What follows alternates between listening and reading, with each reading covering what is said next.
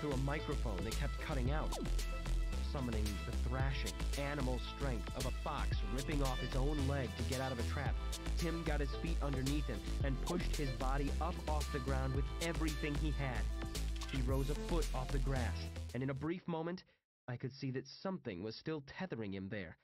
It looked like he was shitting spaghetti, a bundle of thin, writhing tentacles, turning and curling and spinning, working their way up into his bowels from below like a puppeteer. Tim sat hard back on the ground. He screamed one last time, then spasmed into a seizure that mangled the scream into a spastic chant. His eyes rolled back into his head. Sprays of blood erupted from his mouth. I thought I saw one of the thin, yellow spaghetti tentacles flick up between his teeth. Tim's body thrashed once, twice, 3 times. There was a huge, wet, slurping sound, and then he slumped over sideways. When he did, he left behind a wad of guts the size of a potato sack. The yellow tentacles reached up and dragged the pink pile under the dirt, leaving behind nothing but a gopher hole in the ground, soaked in blood. An out-of-breath wheelchair guy stopped behind TJ and said, "Fucking Carlos, man. Told you we should have killed him when we had the chance." TJ, seeming amazingly calm, because he's seen this several times before, oh god damn, oh holy shit, sighed and said, "Well, we didn't know then what we know now, did we? What's important is that we do know it now, and that we follow procedure." He stared at me. "Right, Spider-Man?" I didn't answer. Owen stomped up behind him and jabbed his finger at me. "He didn't spot the girl. You notice that? As far as I'm concerned, that's the last I want to hear about his so-called 100% hit rate, bro." "Told you. He's still groggy from being in the hole." "Yeah, and about that. What went on over there? We don't know, do we? That may not even be the same fucking guy. He looks like he don't even know who he is."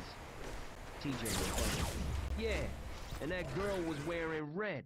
Or did you not notice that, Owen? That's 3 reds in a row.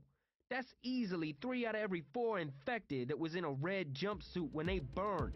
What does that tell you?" "You want to have a talk about that, TJ? We'll convene a panel. You, me, and my Beretta 9mm. How about that? Fuck you, man." I love the way black guys say "fuck you," emphasizing the first syllable hard, like a verbal punch. I wondered if they practiced it in front of a mirror. TJ and Owen stared each other down for a minute. Then TJ turned his attention to the curly-haired kid, Corey. "Come on, let's go inside. It's gonna stink real bad once all 3 bodies get to burning. Oh, and welcome to quarantine." Everybody headed upstairs. TJ said, "You should get off at the 2nd floor and see the doc. He's been asking about you. Let him see about your memory and all that." Fuck that. I wasn't heading for the 2nd floor, or the 5th. I was heading to the roof. I had to get out of this goddamn madhouse. I wanted to get up there, to look out, to see what exactly was holding us in. TJ followed me, trying to tell me that we had done all this before, and that I myself had declared that there was nothing to see. He did not seem surprised when, after hearing this, I still insisted on going up. 5 minutes later, we were 10 stories up, standing among the silent air conditioning units and the bird shit, looking out over the red and green figures loitering in the yard below. The wind picked up, garbage blowing around with it, fluttering paper plates and food wrappers. The trash was starting to pile up against the western fence like a snowdrift. And among all this, the inmates, clumps of red and clumps of green, huddled in conversation. It looked like the world's shittiest Christmas pageant. It had been a mild, mid-November day, but up here, on the cusp of evening, it was goddamn freezing. I didn't care. I paced from one ledge to the other, scanning the landscape. The pulsing grip of a panic attack was slowly squeezing around my brain. Past Dave was right. There was nothing to see. A fence, another fence, and then the town. There were a few white tents set up outside the gate, but there were no guards walking along the fence with rifles. Nothing. That's not enough. That's not enough to fucking keep me in here. Why am I still here? Jesus, the smell of that girl's burning hair. I asked TJ, where are the shooters? The what? The guns, man. The snipers, or whatever, who shot that kid. They didn't shoot from the asylum. It's too far away. I stared off toward the asylum. The big, depressing, mossy gray brick box sitting nestled among some trees next to a smaller, identical box, as if they had a bunch of those bricks left over from the main building, but not enough to build another whole one. No sign of men with rifles on the roof over there. Or anyone, really. TJ pointed to the sky. I followed his finger to where the birds circled lazily overhead. I shrugged. What am I supposed to be seeing? Man, talking to you... He smiled and shook his head. Like you a time traveler. No, wait. It's more like you're a caveman that just unfroze. What is this strange devilry, future man? He pointed up again. Sniper drone. .338 caliber rifle mounted under an unmanned aerial vehicle. Computer assist targeting. Can put an anti-personnel round into your brain from 1,000 yards out. Did assassinations in Afghanistan. A lot neater than the Hellfire missiles that'd take out the Tango and the entire kid's birthday party the Tango was attending at the time. I looked up at a pair of tiny black crosses drifting below the clouds. I liked it better when I thought they were vultures. He continued.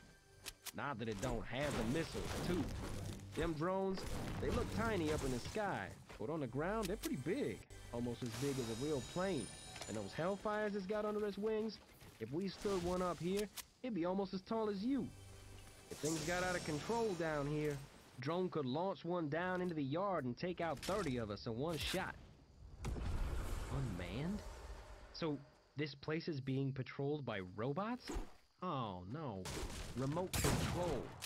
Somewhere there's a dude sitting at a console, cup of coffee on his right, jelly donut to his left. And on his screen is a black and white shot of this hospital turning around and around real slow. He can go to infrared at night, switch to thermal in case there's too much fog, or if we ever get clever and try to create a smoke screen for cover. Maybe he's looking at us right now. Wave to him, but don't make any threatening moves. Man can zoom in so that your head will fill his screen. Gun barrel is stabilized by computer. Automatically compensates for vibration, wind speed, everything. Okay. I ran my hands through my hair, thinking. Okay, so the operator is down there in one of those tents? Like, if we could get somebody over there and beat the shit out of him? No. We've been over all this before. Drone operations is several states away. In Nevada, believe it or not. The 17th Reconnaissance Squadron. Creech Air Force Base, just outside of Vegas. And even though it's 1,800 miles or so from here, he hits his little red fire button, the command reaches the drone 0.75 seconds later. Fuck! I bent over at the waist. Breathe. Just breathe. I know, right? Weird to think that all the taxes you and me ever paid wouldn't even replace a broken wing on that shit. Just try to calm down, alright? Okay. So there's two of them up there? He nodded. I'd say one's a spotter, probably set to scan the whole grounds at once. The other's got the guns. Okay, so how about we... And before you ask, no. We can't all rush the walls at different spots at once to give them too many targets to hit. They got ground-based hardware outside the fence. Unknown units called gladiators. Just look like little jeeps, only with no place for a driving stick. Guns mounted on the back. Between them, they got sensors in the ground to detect vibration. They got motion detectors, body heat sensors, lasers, all that shit. Anything bigger than a bunny rabbit tries to sneak through, something bad will happen to it. And no, we don't have any way of tunneling out. Even if we had equipment, which we don't, and the means to do the work without the UAVs noticing, which we also don't, where do we tunnel to? We got no intel about the situation out there, other than the fact that the damn Reaper command is right over there. I mean, I know the geography, and you probably do too, but even if we could find an exit spot with nice soft dirt, one that's secluded and not too far away, how do you know you don't pop up right into the patrol? 6 weeks of digging wasted. There's that word again. Reaper. You ever hear of that in your life before this week? He shook his head. Nope. When shit went bad last week and the CDC pulled out their people, this Reaper took their place. You see the gear on those guys? Half tricked out with Kevlar, modified M4s with targeting HUDs and the damn faceplates. Think they came up with that gear overnight? Shit. Each of those suits probably cost $500,000. That's specialized equipment. And all these dudes know exactly what they're doing. They sweep in and suddenly they're in charge. They're ordering around us National Guard like we answer to them. And nobody says shit otherwise. They tell me to stay behind and I'm like, bullshit, I'm getting on that chopper. And guess what? Here I am. Never seen anything like this. I walked back across the ditch to look out at the rear of the building, and the little strip of woods that here looked like the end product of a Brazilian bikini wax. Smoke rose in the distance. Somebody else's house on fire. I heard no sirens. TJ followed me and said, "You know, this conversation is a lot more discouraging the second time round." I said, "But there's nobody here. That's what I can't get over. The whole operation on this side looks like it's staffed by like 2 people. So what? It's all just the drones and sensors and shit?" Well, yeah. They're trying to keep down the infection risk. They don't need people like me swelling the rest to be infected. And if you ask me, the automated shit is working just fine.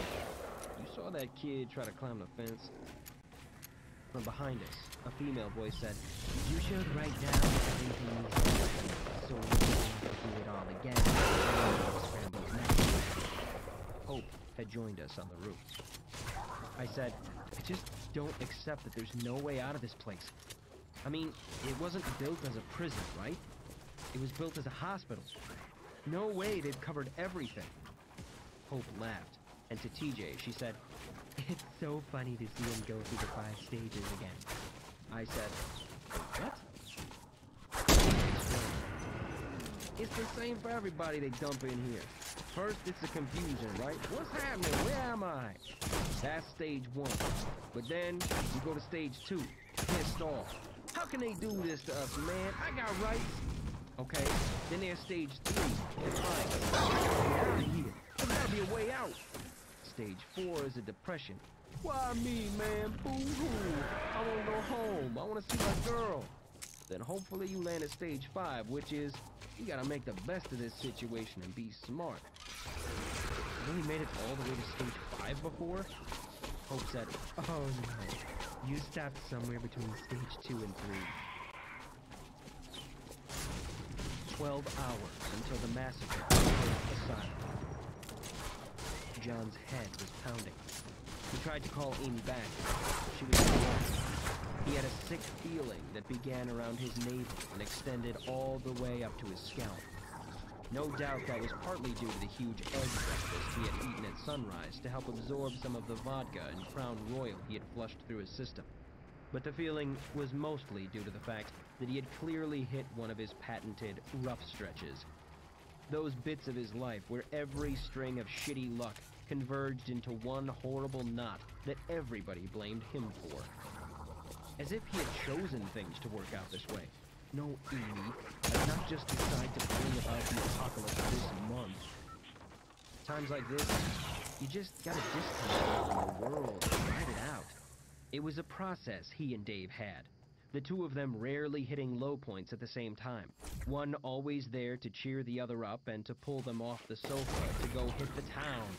Dave always made air quotes around town when referring to undisclosed, since the party train only ran through 2 bars and Munch's trailer. John glanced around, half expecting to see a disheveled Dave pull himself up from some spot on the floor. He'd be squinting, his hair matted down, looking like he'd just been shit out of a dinosaur. He wasn't there, of course, and wouldn't ever be there again. John immediately wanted to go back to sleep on the floor. Wait, whose floor? Where the hell was he? John had told Amy on the phone that he was back at the motel, but that was because he didn't want to admit that he didn't actually know.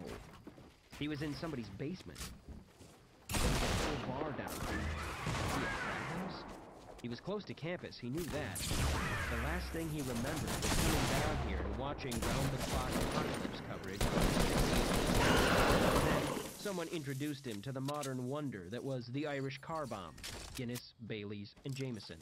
And the next thing he knew, his cell phone was shooting noise bullets into his temple, and the clock said afternoon. John surveyed the floor around him and saw a lot of tall black guys. He had gotten drunk with the basketball team, apparently. John stumbled to his feet and spent a few minutes looking for his shoes. He never found them, so he figured he would just trade with one of the guys there. He put on a pair of Nikes he found by the door that were downright huge. Seemed to be size 18 or so. His own, but he figured he could catch up with the guy later to see if he wanted to trade back. Some people like shoes that are a little more broken in. John realized he was staring at the wall and that some time had passed without him realizing it.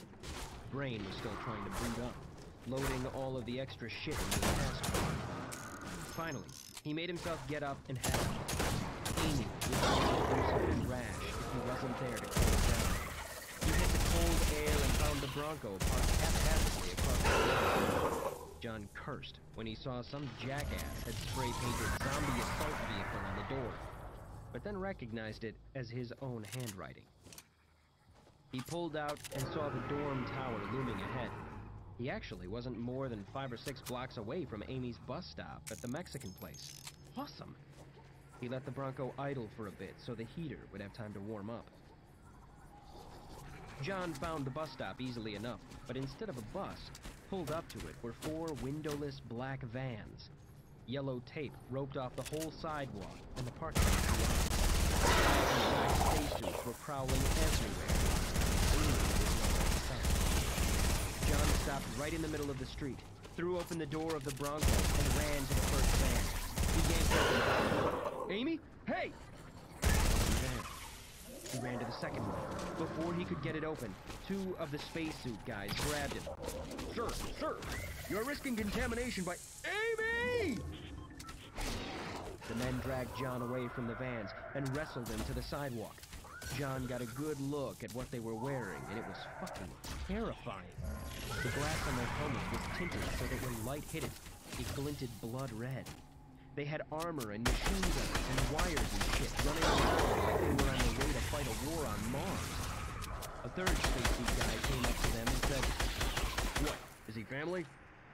John said, "Yes, I'm Amy Sullivan's dad." "Sir, do you know... Listen, I'm infected. Take me and let her go. The infection, I got it all over. Look at my enormous inhuman feet." The guy said to his coworkers, "Okay, see if you can get ID and let him ride with Otto." For the second time in 9 days, John's hands were bound with the heavy-duty zip-tie handcuffs. He was stuffed into the third van, but Amy wasn't in there either.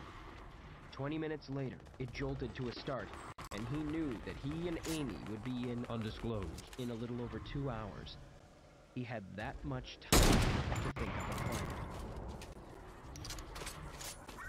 45 minutes per year. 45 minutes before John ran all the way in a van, Amy sat and waited at the bus stop bench for the government to get there, watching as 4 more people with gun cases and army satchels strolled by. Were they like a militia or something? The sight of these regular people wandering around with all that hardware scared her more than the zombie thing. If everything fell apart and civilization came down to this, to guns and people fighting for food and medicine, what would she do? She wasn't strong. She didn't have strong friends. She didn't have a family. The closest she had was Ethan. What if he was hurt or... Excuse me, what's your name? Amy looked up, expecting to see a guy in a jumpsuit and gas mask or something. Instead, it was a hipster-looking guy with a beard and glasses and wearing a black pea coat. Amy? Hi, my name's Josh, and we keep running into each other. We sat across from each other on the bus on Z-Day. Then I come back and it turns out you live on the floor below me. Amy remembered it now, but wouldn't if he hadn't brought it up. He was a nice looking guy, but he also looked exactly like 700 other guys on campus. build, same beard, same glasses. Z-Day? Oh, yeah. I remember. Did you lose someone in... Undisclosed. My boyfriend is there. Me too. Not my boyfriend. I'm not gay. My brother, my nephew, and one of my best friends. That's 3 different people, obviously. Are you here for the meeting? Oh, no. I'm just waiting for a ride. She realized in that moment the strap Josh had draped over his shoulder was not a backpack, but a rifle case. Wait, is this the gun meeting everybody's going to? Because I left all my guns at home. You should come anyway. From an inside pocket, he pulled out a sheet of paper, and she didn't need to read the details. She recognized the huge letter Z the moment he unfolded it. When your ride gets here, bring them too. Oh, I don't think they'll want to come. The CDC or whoever is coming to pick me up to take me to quarantine. Alarmed, Josh said, "Excuse me?" "Yep. I've wasted a week here, and finally I said screw it. If that's where David is, that's where I want to be. I told them to come get me." Josh looked nervously down the street in both directions, then said, "Amy, listen. You need to come with me. Give me 10 minutes to explain what's going on. If after that you don't think I'm right about this, I'll bring you back here. Hell, we'll drive you down to the checkpoint ourselves. But you don't have all the information, and I'm telling you right now, if you go with whoever shows up here, you will never see your boyfriend again." Another nervous scan of the street. "Come on, I'll explain everything once we're off the sidewalk." Amy sighed and pushed the hair out of her eyes. So many kidnappings begin this way. "We're going right down there, to the powder keg. It'll be packed with people. It's full of rednecks with assault rifles and shotguns. If anyone tries to put a hand on you, they'll be perforated. Come on, there's no time." He put a hand under her armpit. Up. She went with him. They hurried along the sidewalk, Josh with his hand flat on her back, pushing her along and ducking down like they were dodging machine gun fire. The powder keg was a gun store / shooting range, and not, as Amy had thought, a gay nightclub. This wasn't a snide private joke. It would be days later before she would remember that the nightclub she was thinking of was called the Bomb Shelter. The place was absolutely packed, and the crowd was armed to the teeth. In any other country on Earth, this kind of gathering would be cause for an all-out military response. Josh pushed her through the door and into a crowd. He stopped to tell 2 burly shotgun-bearing men, "Reaper is looking for her. Show up the door, tell them we've never seen her." Amy thought, did he say Reavers? Like on Firefly? Josh pushed inside, pulling Amy through the crowd behind him to the front of the room. Amy still carrying her bag of pharmacy stuff and her stupid pillow. He reached a spot where a white bedsheet was hanging in front of a display of earmuffs and safety glasses. Josh put his back to the wall and stepped up on a huge cardboard box of clay pigeons, so he'd be a couple of feet above the crowd. He quieted everybody and said, "Okay, everybody, we don't have much time. Now, I need to get something out of the way first. I begin every meeting with this. Some of you were dragged here by friends or family, rolling your eyes over the whole zombie thing. If you don't like that word, feel free to pick one that suits you. The Zombie Response Squad was a club promoting physical fitness, weapons training and safety, and wilderness survival. These are skills I believe that every human should possess, regardless. They can save your life in the event of anything from natural disaster to civil unrest. The zombie angle was just our way of having fun with it, and obviously we had no way of knowing that, something like this was coming." He paused here. That seemed like a really important point to him. "So, if you don't like the word zombie, feel free to mentally substitute any word you wish when you hear it, but for the purposes of this discussion, I am going to use the word zombie. The infected are contagious. They exhibit animalistic and predatory behavior toward other humans. They can survive massive organ and tissue trauma. So, regardless of what science eventually figures out about this outbreak, right now, the danger these creatures pose to your personal safety and the method of dealing with them fully fits the profile of zombie. So just deal with it." Josh gestured to a guy in the crowd and said, "Fredo, That was presumably Fredo's cue to turn on a projector hooked to his laptop. An image appeared on the sheet next to Josh. Oh, dear God, Amy thought. They have a PowerPoint presentation? Josh said, "Okay, very quickly. Here's what we know. For some of you, this will be repeat information. Just bear with me here." A blue slide appeared with white writing in Comic Sans font. It said, "Origins? We don't know where the infection originated from. We may never know. Since it behaves in a way that's different from anything known to science, I prefer to think it's man-made. In fact, I also happen to think that the pathogen was specifically engineered to zombify the victims for the psychological impact. Humans have been scared of Walking Dead since hunter-gatherer days. Zombies are burned into our genetic memory. I was just reading about that in a book. Fredo, next slide.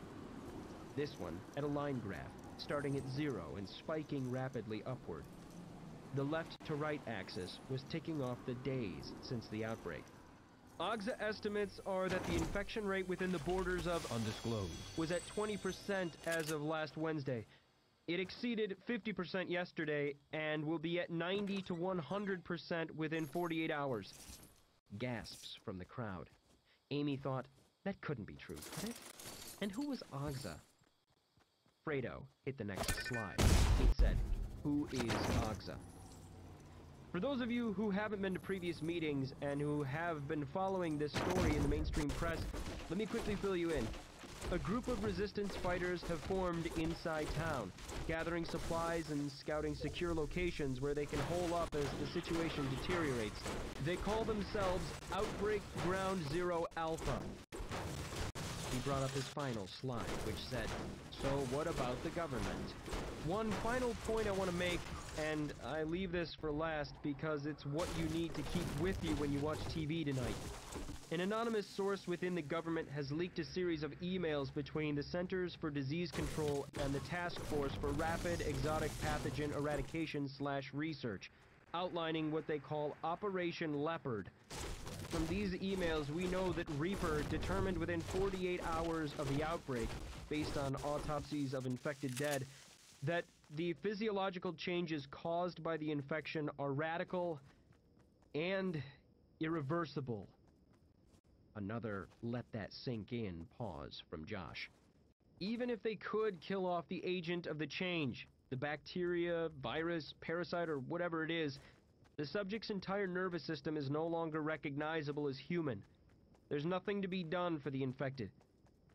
From there, they have made the logical conclusion that quarantine is not separating the infected so that they may be isolated and cured. They are being separated and concentrated in one location so that they can be wiped out in one step, just like amputating an infected limb. He let that sink in too. And our goal, as of now, is to do whatever we can to help them accomplish this. The room erupted in cheers. 8 hours until the massacre at Firth Asylum. John found himself packed into the most depressing room he'd ever been in. And in undisclosed, that was really saying something. It was a gymnasium in the depressing old Firth Asylum, a building that had been old, abandoned, and almost certainly haunted since his father was a kid. Inside, the place was even more of a rotting, mildewing shithole than out. The long boards in the old gym floor had warped and curled up over time, creating a rippling floor that, if painted blue, would look like the surface of the ocean on a windy day.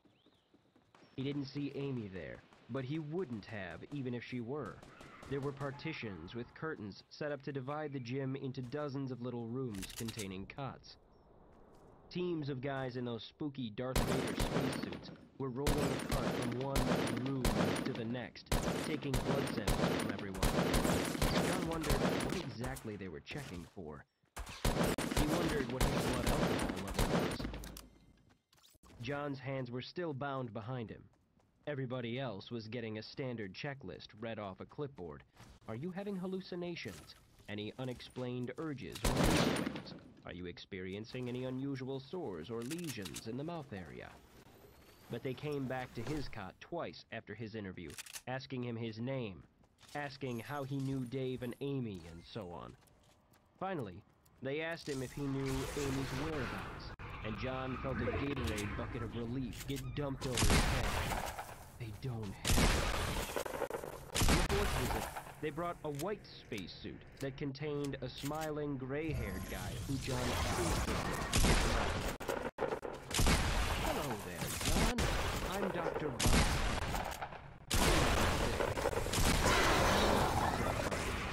Don't think you have a pleasure of meeting, but I know your friend, David.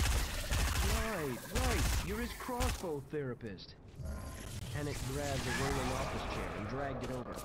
He sat on it backward, straddling it so that he could cross his arms over the back in a casual folksy way, which looked absurd in his huge, bulky, hazardous material suit. He pulled out a device with a series of clips dangling at the end of thin wires. Your left hand, please. Tennant clipped the 5 clips to John's fingers. At the other end of the wires was a box with a small screen. Tennant punched in some settings. Was this thing going to give him a manicure? Now, please, answer the following questions honestly. They might seem odd to you, but reading your reaction will give us vital insight into your condition. John said, whatever. Wait, you said no, David. Present tense. Is Dave still around? We'll explore that in a moment.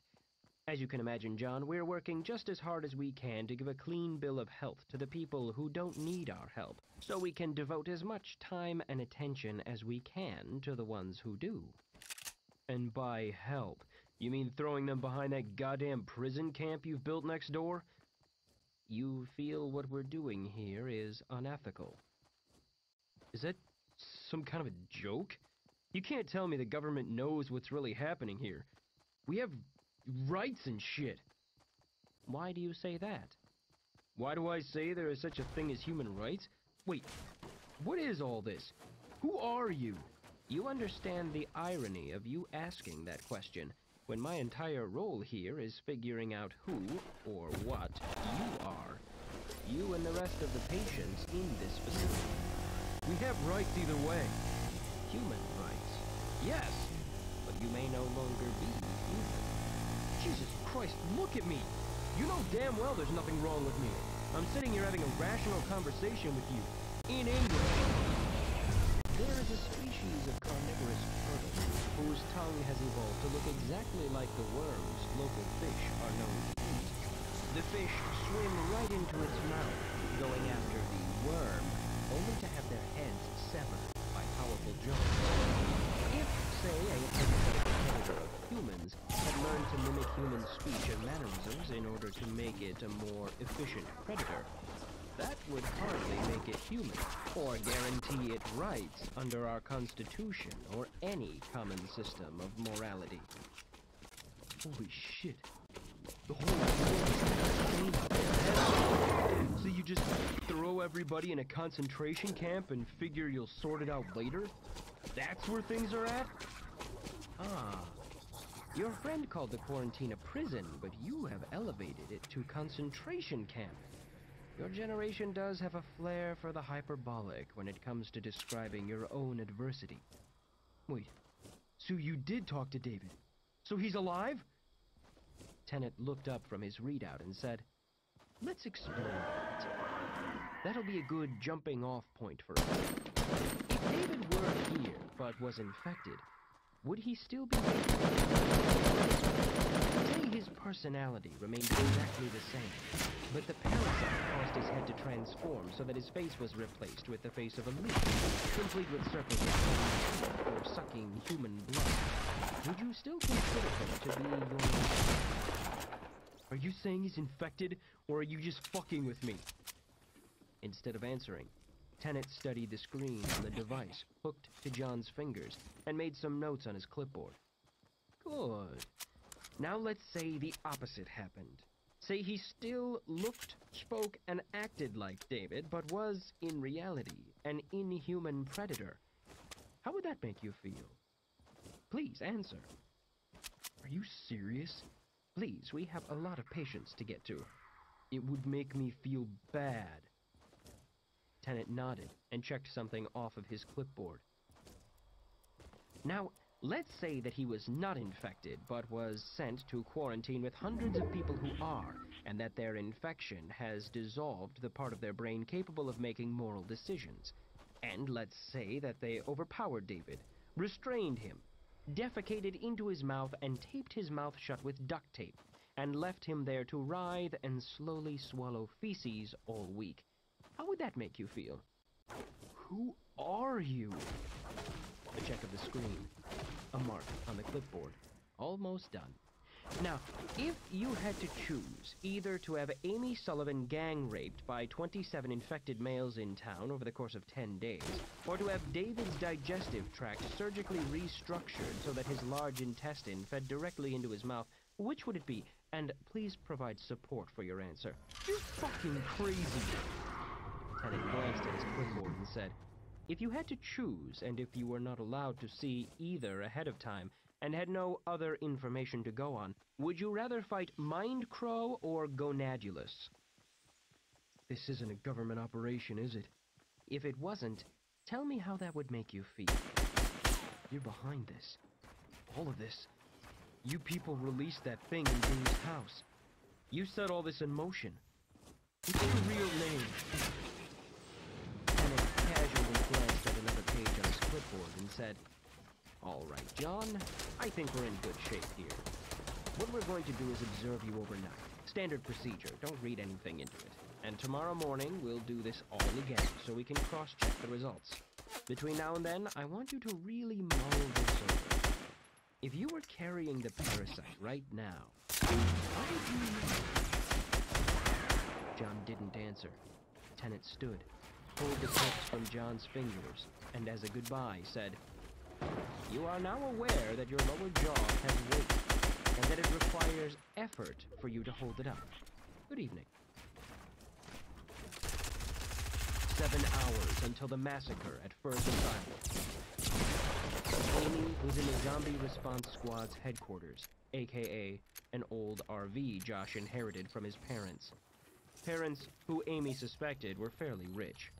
One wall featured a rack of 5 guns that Amy had never seen outside of an action movie or video game. Josh insisted on showing them all to her, and the footlocker of bullets and shotgun shells they had stockpiled. She nodded and tried to act impressed, but she had no idea what she was looking at.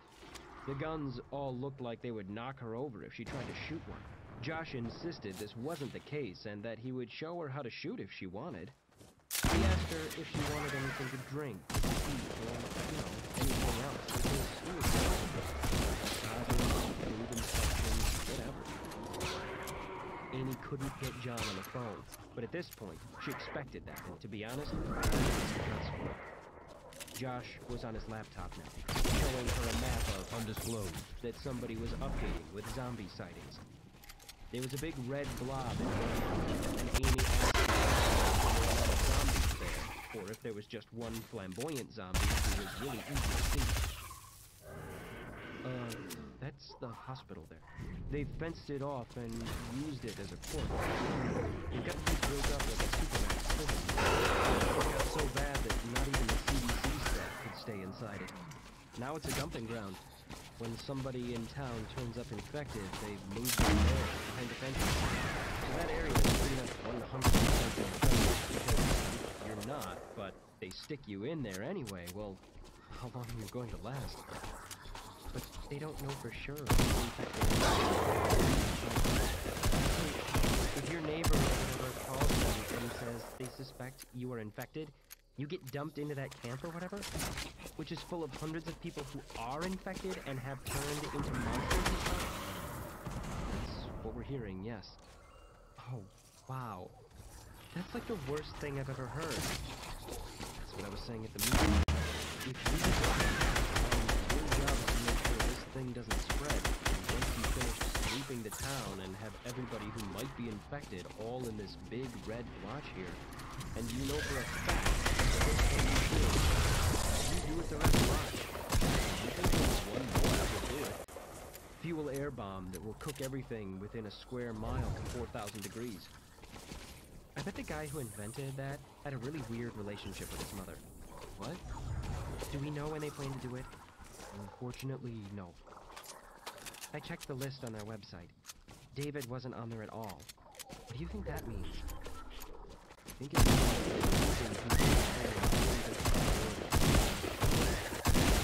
Amy and watched a black and white video clip play out. It didn't look like anything. Some dark squares and tiny dots. At the center were white crosshairs, and some numbers were ticking off in the corners. It's aerial video. A military pilot leaked it. I think it's a gun camera. This big dark bunch of rectangles here, that's the hospital. If they zoomed out, you'd see the Reaper HQ buildings to the upper left, but it's off screen on this view. See this? You can sort of see the fencing and stuff around the edge of the quarantine. He'll zoom in a second to get a view of the yard. The shot blinked in as the pilot upped the magnification. Much clearer now. Amy could make out the guys as people, and make out the shapes outside the fence as tents and trucks. It zoomed in again. Now, she could see the people in some detail, enough to tell the difference between someone sitting and standing, and when someone raised their hand to their mouth to smoke or eat something. She said, "Wait, that's inside the fence? Those are the infected monster zombies? They're just standing around. They look like people." No. Here, that white part in the middle, that's heat. Fire. See all this stuff jutting out on all sides? Look close. Those are bodies. Victims they killed. They seem to be burning them in some kind of primitive ritual. David! Look! What? That's David! I see him! Are you sure? At this resolution, I couldn't even tell you which ones are women and which are... Oh my god! He's right there! Oh my god, I have to tell John! Josh was still protesting, but Amy could have read David's body language from outer space. He was staring at the fence, with his arms folded, and he was really, really mad. She said, "We can get him out of there tonight, or tomorrow morning. How soon can we get down there?" Amy, even if we wanted to risk a breach of the quarantine, do you want me to point out all of the military vehicles surrounding that place? Plus whatever aircraft this video came from. You heard me say it's a gun camera, right? Then I'll go myself. That's what I was trying to do. Get them to take me to that place. That's what I was doing, and you stopped me. And now I'm here, and David is there, and they're going to heat it to 4,000 degrees. If that's really him, and he's in there with those things, it might not really be him anymore. In fact, it almost certainly isn't. Uh-huh. So how soon can we be down there? 6 hours until the massacre at Firth Asylum. TJ claimed it was around 9 p.m., which he said he could tell by looking at the moon. That sounded like bullshit, but it didn't feel like he was off by much. He and Hope were in my room, the latter eating a coffee pot full of water in a soda can. She said, "The last bunch of supplies had boxes of macaroni and cheese, but we don't have enough heat to boil the water that long. You know, it never occurred to me until now how much energy it takes to heat water. I mean, I've had science classes and I understand that's why they use water to put out fires. But like, when you're at home, you don't think about it. You run a hot shower or let hot water run in the sink while you brush your teeth, and you don't realize that somewhere down the line, it took like several pounds of coal to make enough electricity to heat it. We are so wasteful." TJ said, "God damn it, Hope. Why do you have to mention hot showers? You waging a psychological torture campaign against me tonight? Don't know what I did to offend you." She dipped her finger in the water. "Okay, we got 2 flavors of ramen, and they both taste exactly the same." There was a moment soon after that, as we sat around the room eating noodles out of coffee cups, hearing muffled conversation from the hall, when everything seemed normal again. We could have been camping. I felt a strange sense of calm and realized what I was feeling was the release of responsibility. Nobody expected me to be at work the next day. but he was trying to call me. I had no email to check. Ghost enthusiasts weren't stalking me on Facebook. Our responsibilities were stripped down to the bare biological basics. Thirst, hunger, cold. All at once, I could see why lifelong convicts got to where they couldn't function outside of prison walls.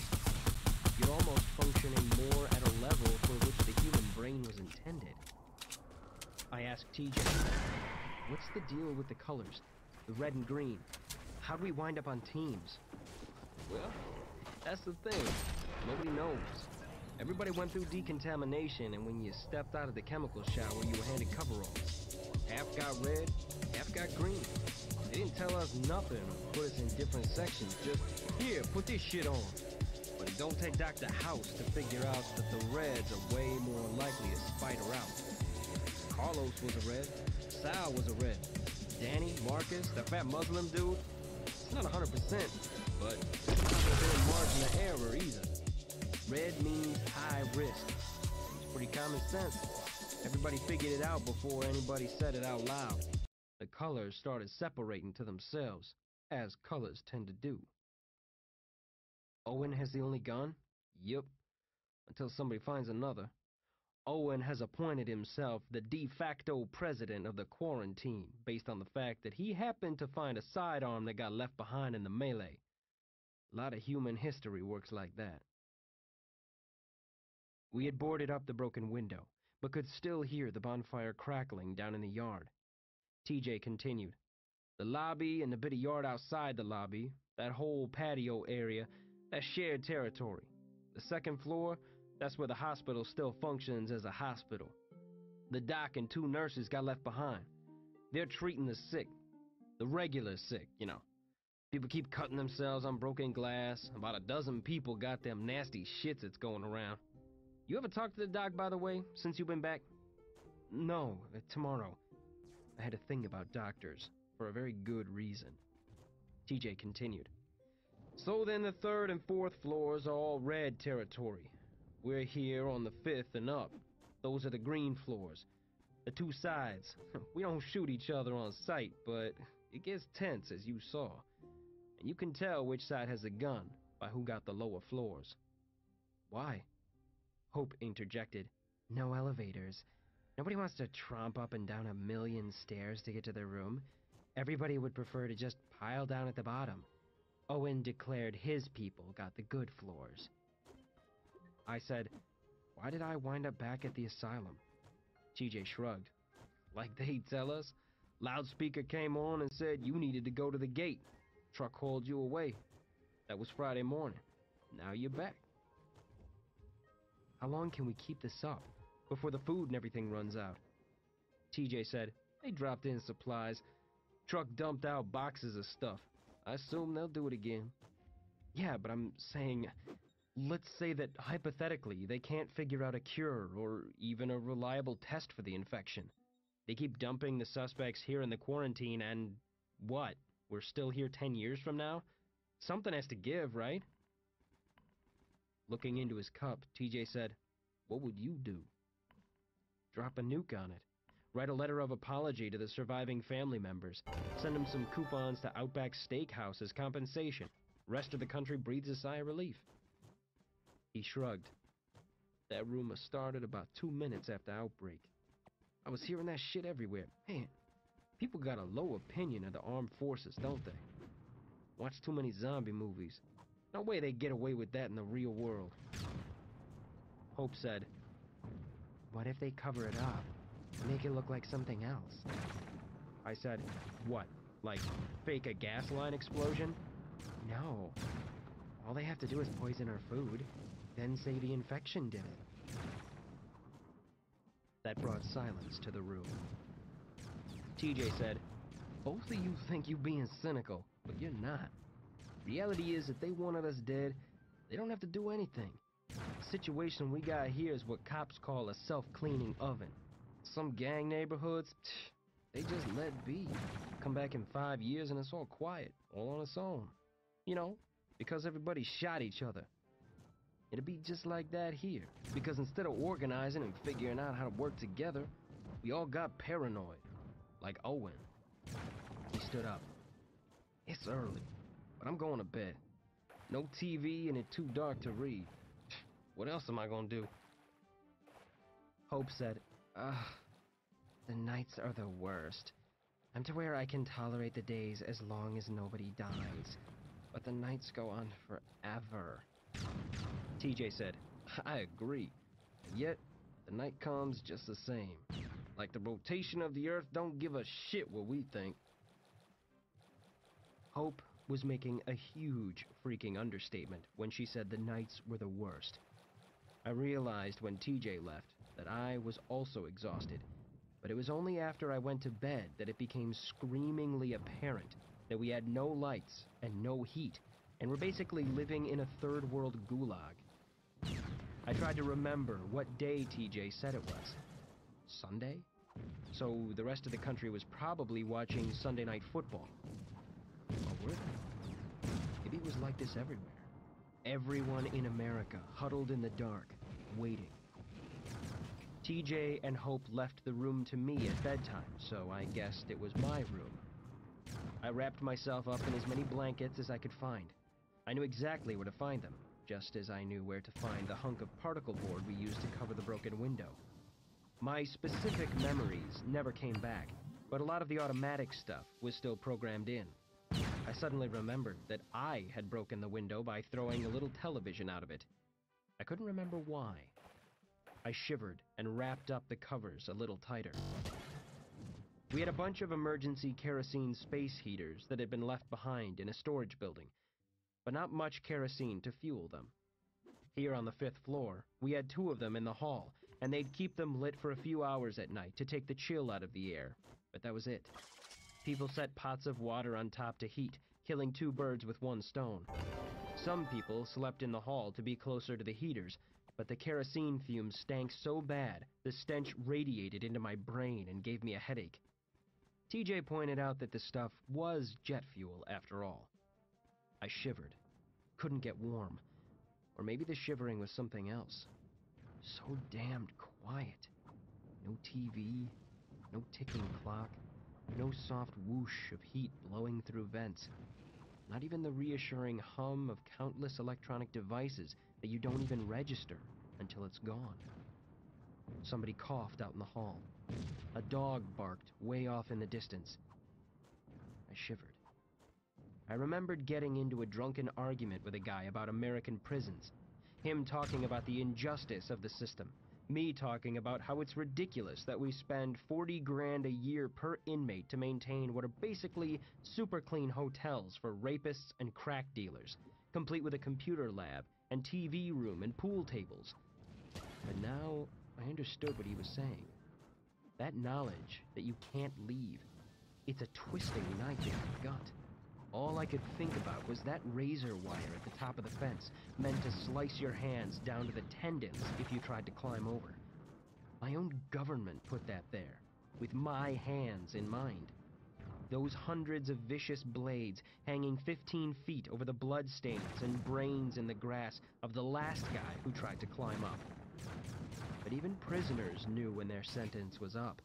They could tick off days on a calendar, feel themselves progressing toward freedom. But this place? They could keep us here forever. Or poison our food, like Hope said. Or starve us out. Or let the drone operator use us for target practice. Or fill the yard with nerve gas. I shivered. I couldn't stop. I laid on my side and brought my knees up, trying to control it. Where was Amy right now? Could she have gotten out of town? How the hell could she? The way they were locking the place down at the end there. I thought I'd lay there, shivering, staring at the wall until the sun came up. I could sense no sleep on the horizon. But when I heard footsteps in my room later, I realized I had drifted off. I didn't move. I pulled open my eyes and stared at the wall. I heard nothing. Decided I dreamed it. My eyes slipped shut. My bed shifted. Weight. Gentle, settling in. I thought, Hope? She was friendly earlier, but were we friendly? Holy shit, was that possible? I wouldn't think I'd do that to Amy, but here, Alone in this cold place? Would I turn down a warm girl and soft skin and the chance to do the one thing that would let me forget all this? I admitted I didn't hate the idea. I stayed frozen on my side, not sure what to do. I thought about reaching back, looking for a thigh or a hip. Casually, just to see who was there. I wondered if I would find her naked. An entire separate part of my nervous system roared to life at the thought. I moved my hand, slowly. My heart was pumping. Now watch, you'll roll over and it'll be TJ wearing a tiny leopard skin thong. I reached out and rolled over at the same time. I grabbed a handful of red fur. Molly. Note: do not ask the author how the details of the following sequence of events were obtained. The explanation would only leave you more confused and dissatisfied than would any theory you could come up with from your own imagination. Experienced pet owners know that if your pet ever goes missing, the first step is not to panic. The vast majority of the time, the pet will simply find its way back home on its own. Molly knew this, so she hadn't been all that concerned when her male human first went missing 9 days ago. In the beginning, things had been in a general state of agitation everywhere Molly went, so she figured it had something to do with that. That was the day all of the people had been shouting at each other and running and falling down. It was hard to find a place to sleep quietly, but eventually she found a shady spot between two buildings, and she curled up in the shadow of one of those huge green boxes humans use to store their extra food. This one had some great-smelling poultry in it, maybe 4 or 5 days old, but those boxes were hard to get out of once you got into them, and she wasn't hungry. She had just eaten the rest of the discarded meal that her human had forgotten to give her the night before. What passes for language among dogs, made up mostly of a lavishly detailed sense of smell and a well-tuned but cautious sense of empathy for all living things, cannot be translated neatly into English. But if it could, the closest translation of Molly's name for her human, the one other humans called David, was meat smell. His breath always smelled like meat. Always, as if he had just eaten some recently, no matter when you encountered him. To a dog, that spoke of an awe-inspiring accomplishment. She was proud of Meat Smell's ability to always have access to such riches. She knew she had taught him well. But she also knew that Meat Smell was always getting confused. Molly knew that he couldn't look after himself, and that he depended on her. She guarded his house every night, keeping all of the predators and bad guys at bay. She sometimes let him pet her, feeling his stress and agitation melt away as he did so. She also kept dropped food picked up off the floor, and fished out the edible items when he would accidentally drop them into those big flimsy bags and take them out to the yard, where anyone could get them. Molly was certain that Meat Smell would not last more than a day or two on his own. On the evening of that day, the day when everything went wrong, Molly had woken up after dark, the hard ground having grown cold under her. It had started to rain a little. She made her way back toward home, but that took a long time. She kept having to stop and investigate smells. There was smoke that stung her nose everywhere she went. Things were burning here and there, and she knew that could not be good news because the humans were already riled up. When things started catching on fire, that rarely calmed them down. She had stopped and sniffed a patch of fresh blood, and a freshly dead human laying next to it in the rain. A little way down the road, she stopped and smelled another one, sniffing around where some of its insides had spilled out onto the ground. She got closer to her home, and there were several such people laying around, with parts separated and some burned up. One of them was very small. None of them were Meat Smell. She would have known that from far away. The smoke smell was here too. There was no fire now, but there had been recently. Now everything was just smoky and cold and wet. She went into the house because the door was open, and went right to her food and water dishes. It was all wrong. Everything was all black and twisted. Her water dish had water in it, but it was rainwater that tasted like smoke. There was no food in her dish at all. That is when she knew Meat Smell was in trouble. He would not forget food time. If he had forgotten to feed Molly, Who knew how long it had been since he had fed himself? It was then that Molly had noticed that it was still raining on her as she stood over her bowls. This wasn't right. The wind was still coming in too. Where was the warmth and light and the endless food smells? She went looking for her bed, but even it was cold and wet and strangely flat. She couldn't get comfortable. She hated sleeping in the rain, and trotted around outside the house until she found the small entrance to the space under the floor where she sometimes went when she didn't want to be bothered. It was nice and dry and shielded from the wind. She curled up on the dirt and drifted off, deciding that if Meat Smell came back soon, she would let him sleep down here too. Light poured into the entrance to her sleeping spot, and Molly instinctively moved to go somewhere darker. But then she realized Meat Smell still was not home, and that he was probably somewhere scared and hungry and waiting for Molly to come get him. Molly went on the hunt. Tracking Meat Smell would clearly begin with the last spot where she had seen him, at the little building down the road where he always bought his rolls of spicy meat. She set off down the street under the morning sun. She was disappointed to see that the humans had not settled down one bit after a night's sleep. A lot of men who were all wearing the same clothes with big coverings over their heads were shouting at the other people who were all wearing different clothes, maybe telling them that they should all be wearing the same clothes too. There was a terrible bang and Molly flinched. Noises that loud didn't happen in the normal world. Only people could make sounds like that. One of the different clothed people fell over, and they weren't alive anymore. Molly ran to get some distance from the shouting people, then turned one last time to get a look. She had noticed something curious and had to double-check. One of the people in the different clothes crowd was not, in fact, people. He looked just like a person, but he was something else, just pretending to be one.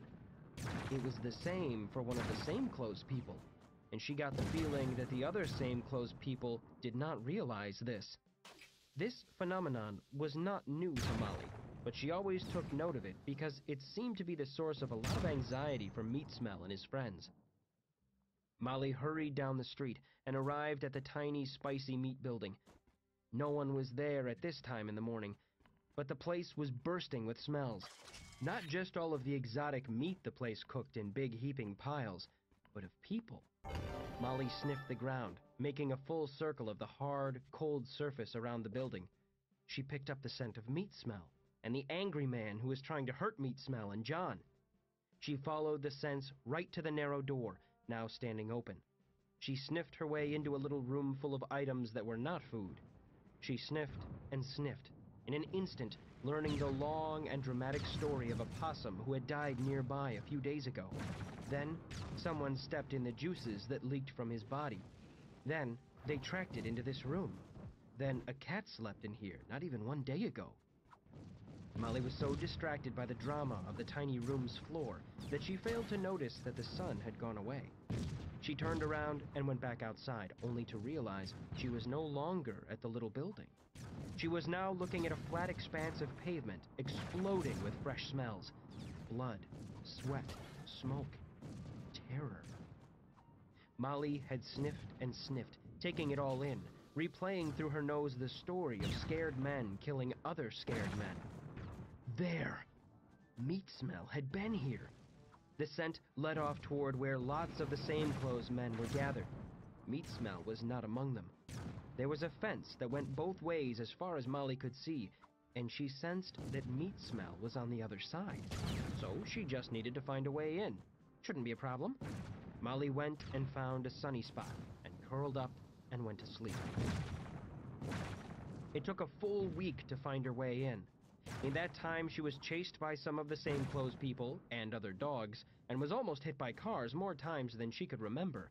But she made it, inside the big building full of terrible smells, layers upon layers of ancient sickness and slow death. Now she was curled up next to Meat Smell, and it wasn't raining on them, and everything was back the way it was supposed to be. She fell into a deep sleep inside this huge building full of anxious and tired people, many of whom she noticed were not really people.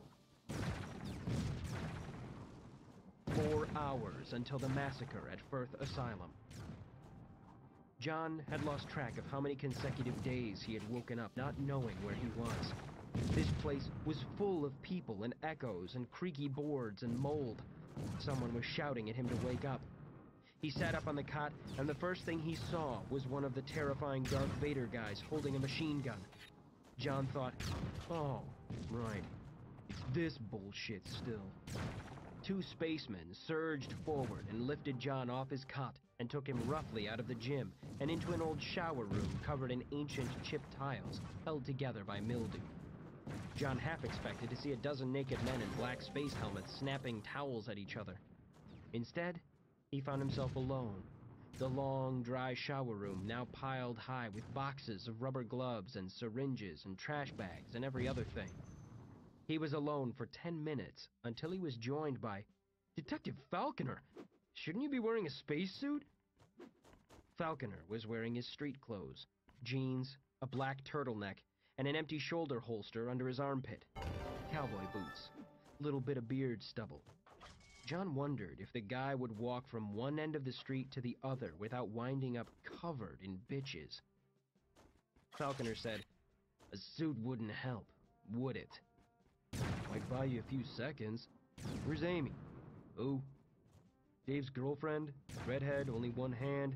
They snatched her up, both of us. But I think she got away. They don't seem to know where she is. I don't know if she's in town or didn't see her." "What about Dave?" "I can ask, but they won't tell me either way. Because you don't work for the CDC. Does this shit look like the CDC to you? You see what those guys were wearing? What they were packing? No, they're not CDC. I'm not one of them. I'm being processed for infected, just like you. I turned myself in. I got them to let me talk to you because I said you might have information. But when we're done, both of us will get tossed over the fence down at the hospital. And it sounds like nobody comes back out of there." "You turned yourself in? Great plan you had there, detective." "I'm really trying to restrain myself here. You understand? This all happened because of you two shitbirds. Man, fuck you. I don't think Dave made it out. Did you know that? I'm pretty sure he got his brains blown out when everything went bad. Or if not, they got him after shit went to hell. Either way. Well, I'm sorry if that's true. But I can say that I don't know that to be true either. Some people were killed in that first round of riots, but I never heard that he was among them." John shrugged. "But none of this is my main point." Falconer moved to a spot where he could see the gym from where he was standing, making sure nobody was close enough to listen. "My point is, I've seen everything I need to see in here, so I figure that instead of rotting in their quarantine, I might as well get to the bottom of this and save the world." John stood up. "Now you're talking! Don't get excited. If I think you can help me, I'll get you out of here too. But you have to prove you can help me first." John sat. "Okay, fine. Want me to show you some karate, or..." "I watched both of you go into a door at a taco stand and not come back out. Where did you go?" "To a construction site outside of town." "How?" "Magic door. No, seriously, don't get mad. The door is magic. It's not my fault. But it didn't work for me. And if the illegal aliens they got manning the grill at that place go through the back door, they're not gonna wind up outside town." "Correct. Neither will most other people. Me and Dave can do it. So can some other people around town. They're the ones who built the doors. We just stumbled across them." "Doors? There's more than one?" "Yeah, they're all over." "And who are these people who put them there?" "We'd love to find out. They're very well funded and very powerful, and they dabble in weird shit. They're also almost certainly the people responsible for this outbreak. Which, as Dave tried to explain to you, is the work of invisible monsters. I think that tenant guy is with them. He has that vibe." A few days into this situation, CDC, military, everybody pulls out and this new agency, Reaper, sweeps in. They got all the right equipment and all the right training for this exact thing, and nobody has heard of them before. John shrugged as if to say, "Sounds about right." "These guys, the ones you say are behind this, Do they do anything else other than build magical doors and monsters? I'm having a little bit of trouble figuring out how they make money off that. Dave thinks the monster stuff is a side effect, an accident. He thinks they're experimenting under the table with the door stuff, quantum teleportation or wormholes or however they do it, and that when they started dicking around with the fabric of space-time and dimensions and so on, weird shit started leaking through from, other dimensions or wherever they come from. But the stuff that came through, don't think of it as just animals that run around biting people. Some of it is intelligent, super intelligent maybe. Dark shapes, like ghosts. John could tell from Falconer's face that he was losing him. Detective, all this stuff I just said, we didn't just fill this in with our imagination. We've had encounters here and there. Stuff has leaked out from inside the operation. We look like a couple of assholes, but Dave has actually worked really hard to put this together. And you've seen enough weird shit in your time here to give us just a little bit of the benefit of the doubt. These people, you think they're part of the government?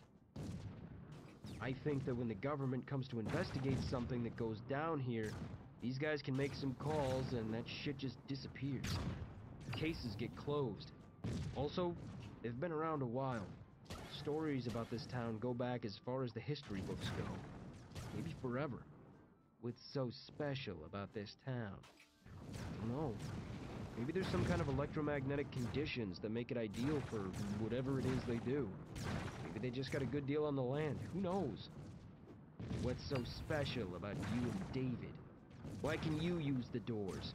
Why can you see the monsters? Short answer, we're magic. Longer answer, he and I took a magic potion that gave us the ability. The longer still answer is that a drug hit the streets.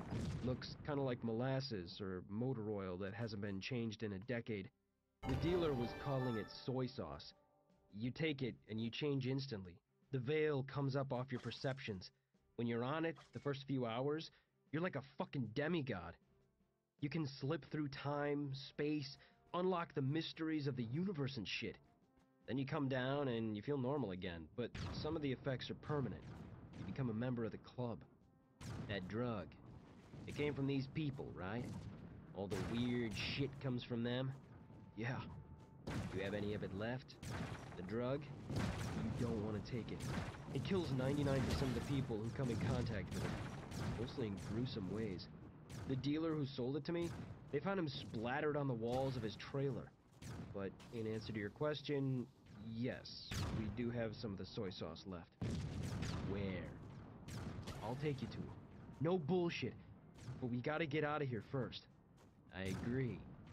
I'm gonna take a wild guess and say that they're not gonna agree to release us, even if you wave your badge at the dude guarding the door. Falconer said, "You're right, for once. But I don't know if you realized it.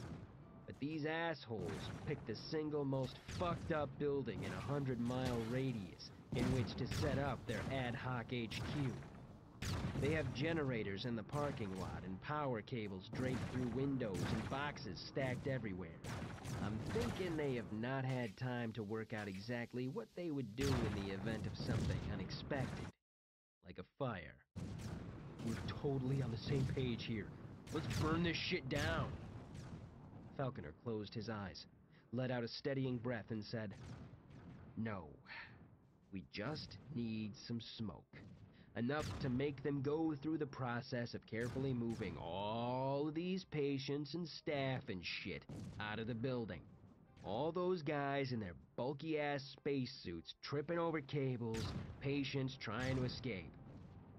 And in the confusion, we slip away. Now, if I go out there now and occupy as many staff as I can with some ruse, do you possess the resourcefulness to sneak away and create a nice, smoky, but controlled fire in a trash can somewhere, without fucking it up?" John looked him dead in the eye and said, "Throw some rubber gloves in there, it'll smell just like an electrical fire." 3 hours, 45 minutes until the massacre at Firth Asylum. I marched Molly into the hallway, intending to ask if anybody had seen her around before. Hell, maybe she'd been here from the start and we just missed each other. I got my answer without asking. As soon as we stepped into the hall, a dozen people gathered around and said, "How'd you get a dog in here?" Molly wasn't talking. She just panted and wagged her tail and let everyone pet her. She was filthy. Mud caked on her legs and chest. Was there a spot to dig under the fence unnoticed? Both fences? It only took 10 minutes for word to filter down to the yard, and for Owen to call a meeting, because apparently he could do that in his role as only guy with a gun, according to Robert's Rules of Order. Shortly thereafter, at least 100 people were huddled in the yard around the fire pit. The night air was cold as shit, so we all huddled around the smoldering coals and blackened, smoking rib cages, rubbing our hands together and hoping nobody was secretly taking our picture. Kinda hard to run for office later with a photo circulating of you warming your hands over a pile of glowing skulls. Owen had the automatic in his hand, but wasn't threatening with it. In this setting, it seemed more ceremonial, like a gavel. He said, "I don't like it. It don't make sense. That's a big dog, and it ain't like a squirrel getting past the sensors and shit out there. Dog probably weighs 100 pounds. If it can make it through, a dude can make it through." I said, "Well, awesome. If there's a way in, there's a way out, right? Maybe there's a place you can dig under the fence after all, out of sight of the dipshit," interjected Owen. "We have been around and around that fence. It's all we got to do all day, bro. No, there ain't no good place to cross the fence. There ain't any storm drains. There ain't any big sewer pipes like in the damned Shawshank Redemption." I shrugged. Well, I personally observed this dog in town eating a burrito after the hospital was locked down. She was on the other side of that fence and she didn't come in on the last truck. So, speaking of which, Owen said, "What are we supposed to do with it?" I said, "Why do we have to do anything? To be clear, there's no indication that dogs can get infected, right? So we're not worried about that end of it." TJ said, "Oh, dogs don't get it. Animals and kids, they don't get it." Owen said, "You bet your life on that? All of our lives?" I said, "So I'll check her mouth." "That ain't 100% neither." "So what? You want to put her down? She's our ticket out of here." "Our ticket out of here is keeping this place safe and secure until we hear the all clear. There ain't no reason in the world to make a jailbreak even if your dog leads us to a magical train platform that hauls us all to Hogwarts." Everyone stared at Owen until he said, "I told you, I got a kid. Fuck off." I said, "Your 'let's remain calm and stay put' speech would be a lot more convincing if you weren't giving it in front of a pile of burning skeletons. So we kill the dog because maybe she's not a dog and maybe she's some new kind of undetectable monster.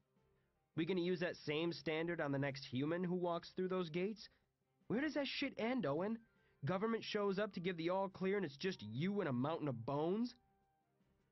Owen had no rebuttal for this, and I have to be honest, I detected relief in his face. He didn't want to have to shoot a dog. "She monsters out, and it's your ass." Owen stuffed the gun into his pocket, and apparently that signaled that the meeting was adjourned. The Reds huddled among each other, and the Greens headed back inside. I walked with TJ and said, "There's something else to this, but I don't want to jump to any conclusions or anything. Molly really belongs to my girlfriend, Amy. I think Molly showing up here, it's not coincidence. I think she was sent here as a signal to me. John and Amy, hopefully just John, I guess, with Amy in some safe place. I think one or both of them are out there and are trying to bust me out or trying to show me how to sneak out." "So, what does that mean?" "Means I have to figure out what the plan is, but I feel like they definitely have a plan." Somewhere beyond the fence, an explosion lit up the sky. 3 hours, 30 minutes until the massacre at Firth Asylum. John sprinted across the asylum parking lot, screaming, "Shit!" Black smoke poured through the house-sized hole that had been blown in the gymnasium wall. Screams and gunshots chased him. Nearby, a car windshield shattered. There was another explosion, and the shockwave threw John to the ground, scraping his palms on the pavement. Falconer grabbed the back of his shirt and yanked him to his feet. They made it to the Porsche, parked a block away, and 10 seconds later were tearing through the streets of Undisclosed, drawing the attention of every gun-toting spaceman they passed. And there were a lot of them. Clusters of them seemed to populate every corner. Falconer growled, "That was liquid oxygen, dumbass! That's why those tanks had those huge orange warning stickers all over them. They use it in rockets." "I didn't know! Jesus! You didn't know oxygen burns? Where did you go to school?" "Here! Look around, it's a shithole!" The Porsche smashed through wooden barricades set up in the street, and on the other side was a ghost town. Broken glass in the streets, garbage piled on the sidewalk. The Porsche turned down an alley, and John realized what was crunching under the tires like gravel were brass shell casings from machine guns. John said, "Holy shit, is everybody dead?" "There's a 24-hour curfew outside the green zone. Inside those barricades we drove through, they've still got military doing foot patrols, but out here it's locked down. Nobody on foot, just armored Humvees making sweeps every now and then.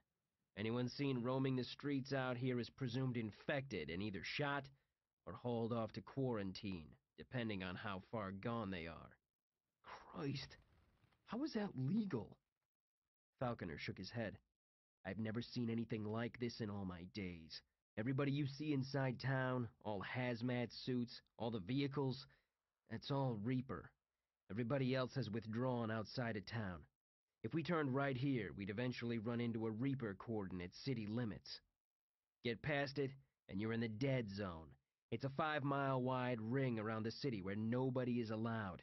All the houses in that ring have been evacuated. All the businesses shut down. Reaper patrols it in armored vehicles. It acts as a vacuum seal between the city and the outside world. At the end of the dead zone, you find the National Guard. I'm talking tanks here, rows of them. Guns aimed at the city like they expect Day of the Dead to come pouring out at them at any moment." Falconer pulled off into the yard of an abandoned house and parked in a spot behind the garage where the car wouldn't be visible from the street. He continued, "But you see what they've done? What the outside world knows about what's going on in town is only what Reaper tells them. There is no one else. All the phones are jammed, no news crews, no internet access. The military, they're on the other side of 5 miles of no man's land. Whatever the people are hearing, whatever the government is hearing, comes from Reaper.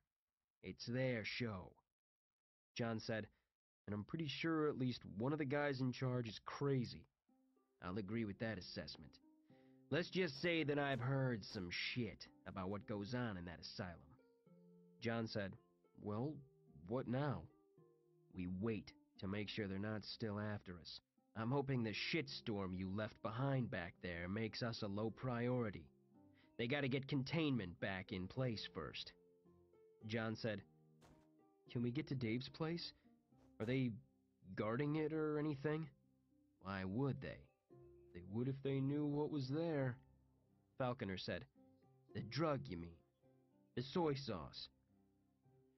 "Let me apologize ahead of time, Detective, because shit is about to get weird." 3 hours, 15 minutes until the massacre at Firth Asylum. Amy was about to explode. She didn't get mad often, and it took a lot. But once the pin on that grenade had been pulled, there was no containing it. This was something she had in common with David, though he didn't realize it.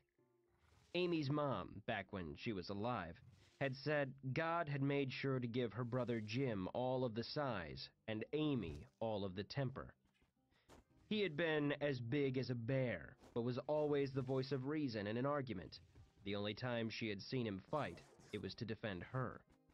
Amy was literally less than half of his size, but had that grenade inside her. Her mom called it her Irish, as in, "Now calm down, your Irish is coming out," which, ironically, made Amy furious. Wasn't that racist or something? But the look on Josh's face right now, It was about to get all Irish up in here. We have to go now. We should have left 2 hours ago. Fine, you don't care about David. You don't care if he gets eaten by a zombie or burned up to ashes, but who knows how many more are in there? Women, kids, who knows? We have to get them out, as many as we can. Josh, not making eye contact, said, I totally understand you're upset, but we have to be smart about this. Mike and Ricky aren't here. They're helping their families move before the quarantine swallows this place. And I told you about Zach. He's got food poisoning. He's already in bed. That's 3 guns we're short, but tomorrow... Oh, for the love of... You know what you are? All of you? Children. Little kids playing pretend with toys. You've spent years obsessing about this, and now it's here. Much to everyone's surprise, it's actually here. And it's tomorrow, tomorrow, tomorrow. Tomorrow when the sun comes up. Tomorrow when the weather's warmer. Tomorrow when we have more help. When things aren't so bad. When everything is aligned just right so that there's no risk of anything bad possibly happening. Calm down. Screw you! Amy shrieked it, a sound that tore a hole in the air. Grenade, Amy, watch it.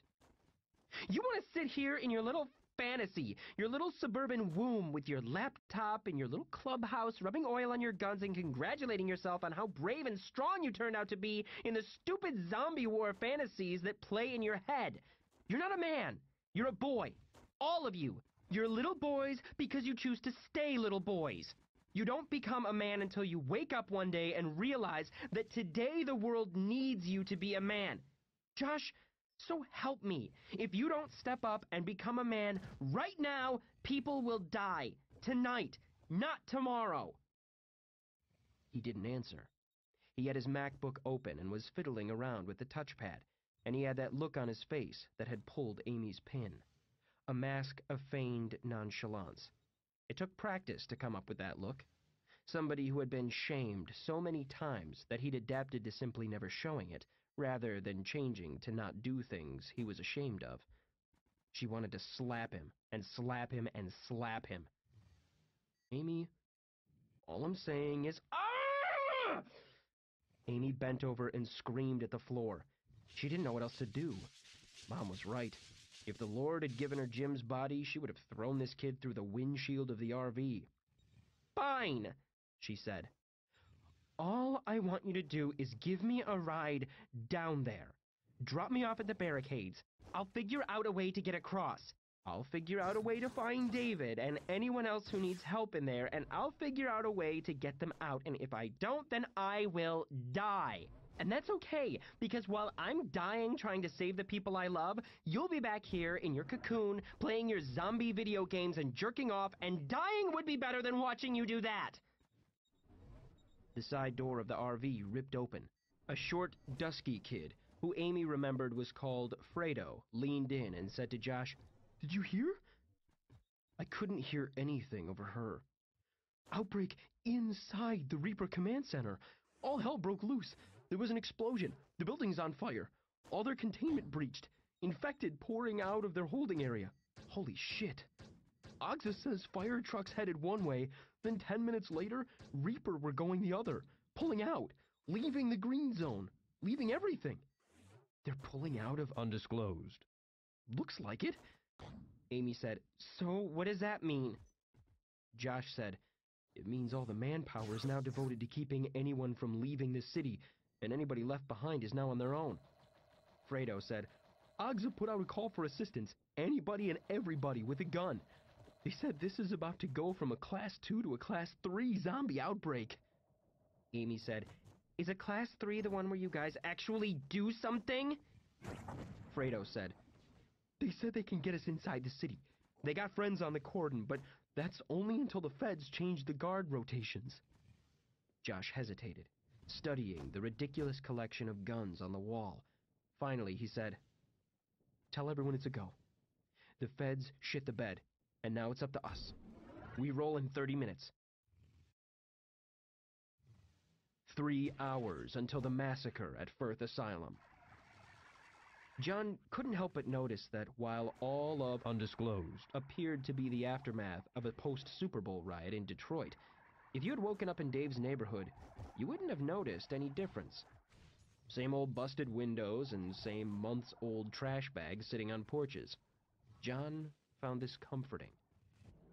The big change, of course, was where Dave's little 1,100-foot bungalow had previously stood.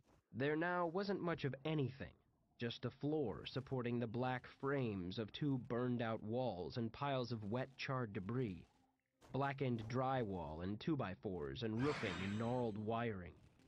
John really didn't feel anything about this, one way or the other, and not just because he had been the one to burn it down.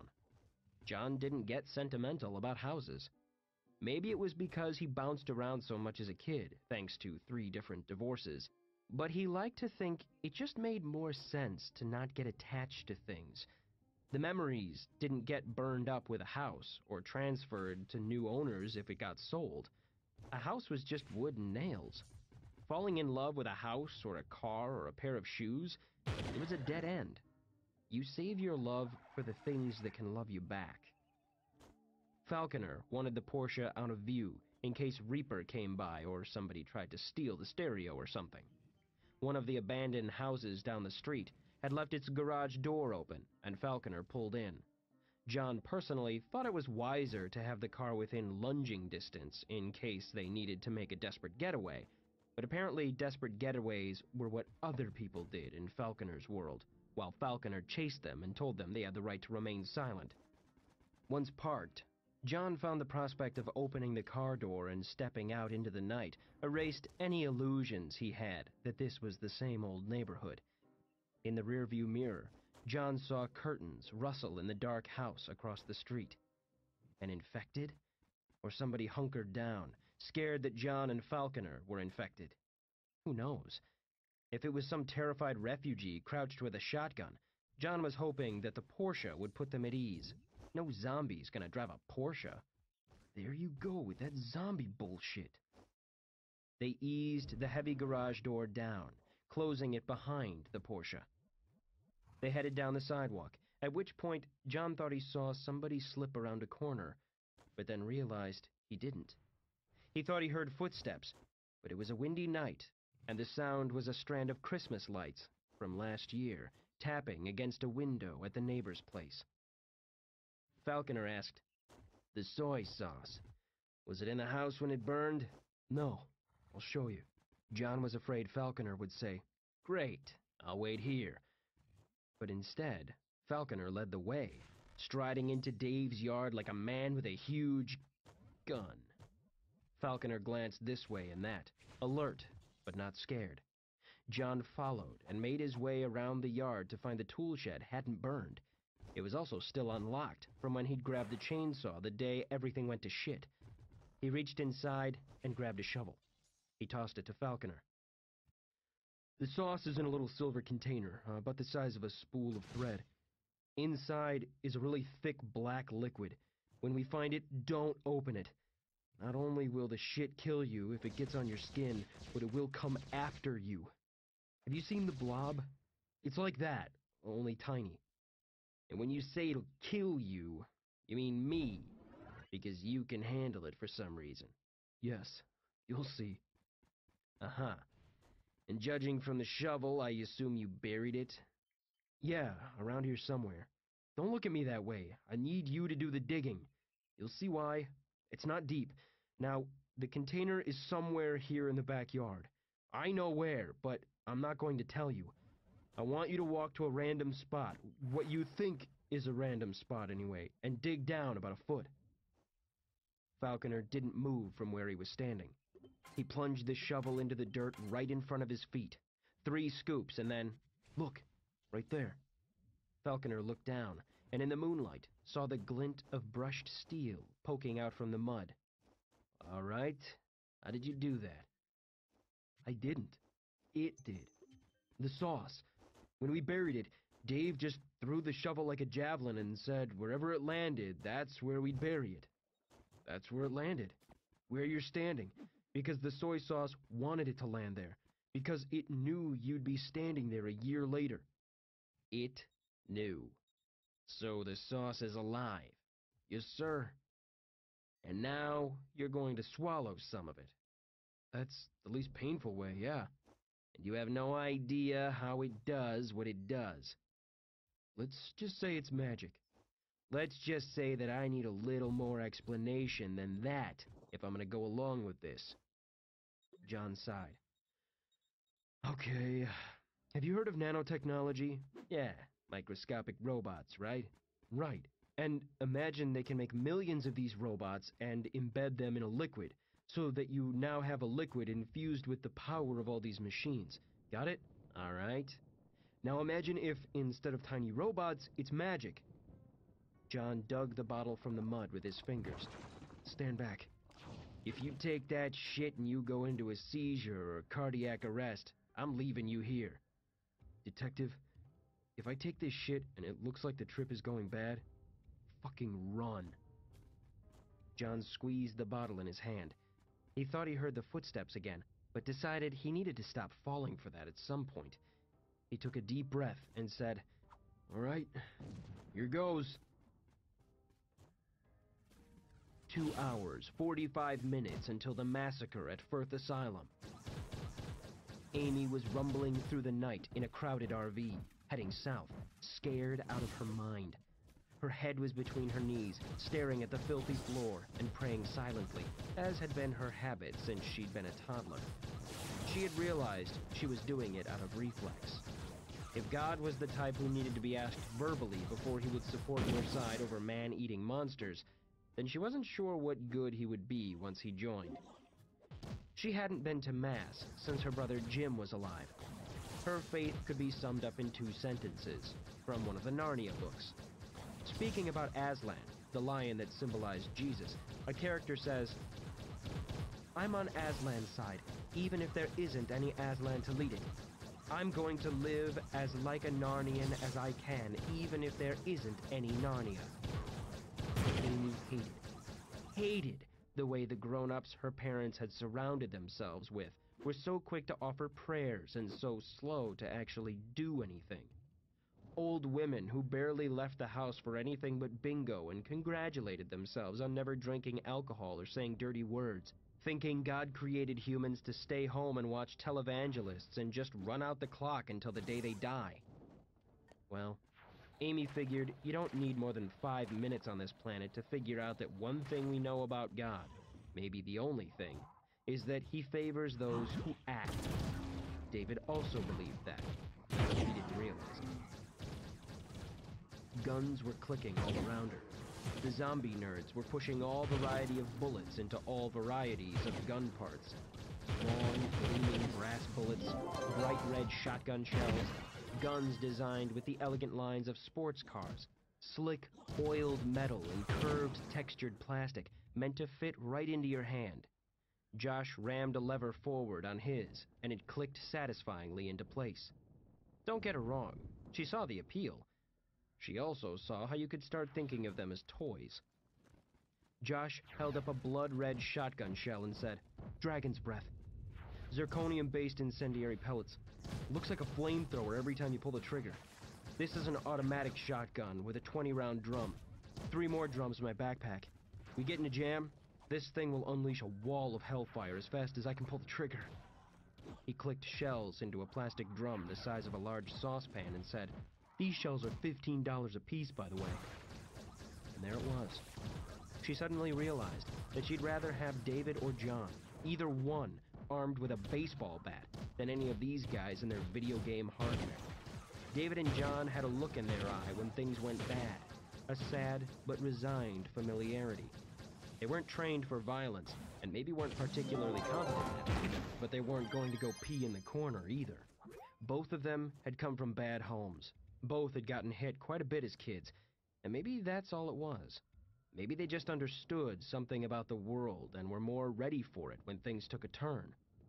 She didn't see that look in any of these suburban kids. A couple of months ago, Amy had come to stay with David over the long Labor Day weekend. Around midnight on Friday night, a crazy guy started showing up. He knocked on the door and said he had a pizza. They hadn't ordered one, and he handed them this filthy pizza box, like something he dug out of the trash. David opened it, and it had dog poop in it. They called the police, but the guy was gone when they got there. The guy came back Saturday night. This time, The old pizza box had a dead squirrel in it. David threatened the guy, slammed the door in his face. The guy comes back at 2 in the morning. Another pizza box. David doesn't even answer the door, just calls the police again. Again, no sign of the guy when they get there. Around 7 p.m. on Sunday, the crazy guy starts showing up once an hour. If they didn't answer, he'd stand there and ring the doorbell over and over and over. The third time, David goes to the door, and this time the guy says something to David through the closed door. Whatever he said, it made David open the door. They exchanged low, heated words, and the guy leaves a pizza box on the porch and walks away. David looked inside, closed it, and threw it in the trash barrel outside.